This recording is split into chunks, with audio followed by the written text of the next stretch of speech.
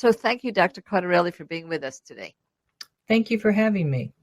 Now, let's just start a little bit about UREST because it is new and people may not know what it is. So tell us a little bit about the app and how, through innovation, you got to think that it was necessary and needed in the practical world of how to help the refugee.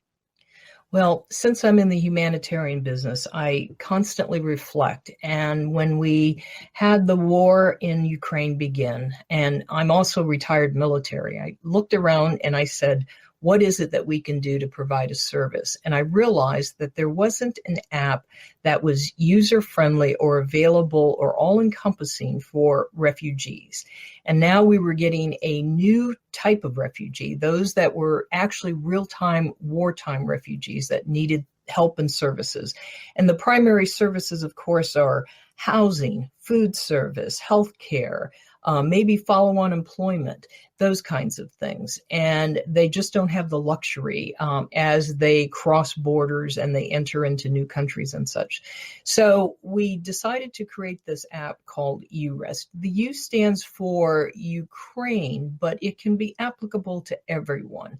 And I've been working with refugees around the world for a long, long time, and I know that having something like this could be very useful.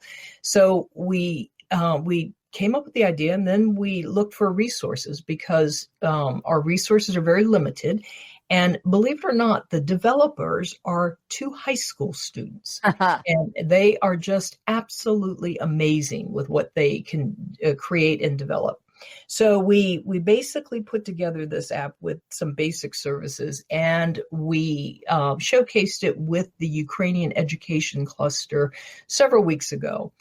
And they gave us feedback, and the feedback was more to connect some of the local resources and other services that were being provided with the ones that we had developed. So we are in the process of revising the app and creating that so that we can do that.